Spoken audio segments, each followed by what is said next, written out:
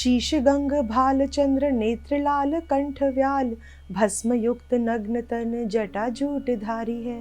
भूतेश्वर नागेश्वर डमरू त्रिशूल धर असुचि का घर बैल उसकी सवारी है। सत्यम शिवम सुंदरम उसे कहें वेद। नमस्कार दोस्तों, मैं हूँ ऋतु और आप सबका स्वागत है स्वर्णिम भारत पर। आज हमारे ज्योतिर्लिंग सीरीज का 8वां सोमवार है और आज हम बात करेंगे द्वादश ज्योतिर्लिंग में आए हुए 8वें ज्योतिर्लिंग के बारे में, जो है गुजरात में स्थित नागेश्वरम। श्री नागेश्वरम ज्योतिर्लिंग गुजरात के सौराष्ट्र तट पर श्री कृष्ण की नगरी द्वारिका और भेट द्वारिका द्वीप के मार्ग में द्वारिका से लगभग 25 किलोमीटर की दूरी पर स्थित है नागेश्वरम मंदिर। नागेश्वरम ज्योतिर्लिंग मंदिर के परिसर में भगवान शिव की ध्यान मुद्रा में एक बहुत ही बड़ी मनमोहक और विशाल प्रतिमा है जो लगभग 25 मीटर ऊंची है। शिव पुराण में ये काफी क्लियरली मेंशन है कि नागेश्वरम ज्योतिर्लिंग दारुक वन में स्थित है। दारुक वन गुजरात के पास समुद्र तट के पास एक वन को इंडिकेट करता है, यानी कि एक जंगल को। दारुक वन का उल्लेख भारतीय महाकाव्यों में भी किया गया है। कोटिरुद्र संहिता में शिव को दारुकवन नागेश्वरम कहा गया है। नागेश्वरम यानी कि नागों के ईश्वर। नागेश्वरम शब्द भगवान शिव के लिए ही यूज किया जाता है। नाग वासुकी को, जो सदैव भगवान शिव के गर्दन के चारों तरफ रहते हैं, भगवान शिव के आभूषण की तरह कहलाते हैं। इसी कारण से यह मंदिर विष और विष के संबंधित रोगों से मुक्त करने के लिए फेमस है। यह मंदिर गोल काले पत्थर वाले द्वारिका शिला से त्रिमुखी रुद्राक्ष के रूप में स्थित है। Along with Shivling, Devi Parvati is also worshipped here. Many believes that यहाँ भगवान श्री कृष्ण रुद्राभिषेक करते थे और भगवान शिव की पूजा अर्चना करते थे। And later आदि गुरु शंकराचार्य ने कालिका पीठ की यहाँ पर पश्चिम मठ में स्थापना की थी। नागेश्वरम ज्योतिर्लिंग से जुड़ी पौराणिक कथा कुछ इस प्रकार है। भारत के पश्चिमी यानी कि वेस्ट समुद्र तट पर एक बहुत ही सुंदर वन था। उसमें एक राक्षस दारुक अपनी पत्नी दारुकी के साथ रहता था।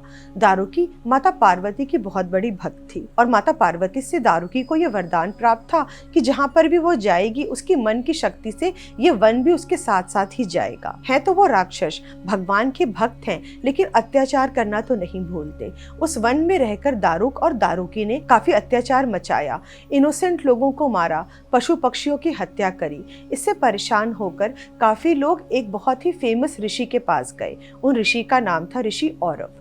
ऋषि औरव ने उन्हें श्राप दिया कि अगर तुम इस तरह से इनोसेंट लोगों को मारते रहोगे तो मैं तुम्हें श्राप देता हूँ कि तुम्हारी सारी शक्तियां खत्म हो जाएंगी। श्राप के डर की वजह से वो लोगों को टॉर्चर नहीं कर पाते थे और इसका फायदा उठाया देवों ने उन पर अटैक किया। दारुकी ने सोचा अगर वो इस तरह ही हम पे अटैक करेंगे तो मेरा पूरा परिवार खत्म हो जाएगा। दारुकी को माता पार्वती से मिले वरदान के बारे में याद आया और उसने अपना पूरा वन एक आइलैंड के रूप में समुद्र के पास जाके एस्टैब्लिश कर दिया। काफी लोग अपना बिजनेस एक्सपेंशन के लिए बाय बोट उस आइलैंड के आसपास से गुजरते थे।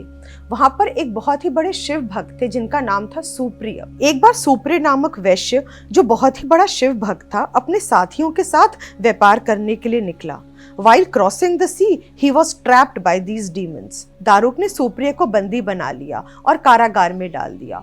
जेल में रहकर सुप्रिय ने एक पार्थिव शिवलिंग का निर्माण किया और ये सिलसिला काफी समय तक चलता रहा। सुप्रिय ने ना कि आसपास के लोगों को भी अपने साथ डिवोटी बना लिया और वो भी सब शिव भक्त कहलाने लगे।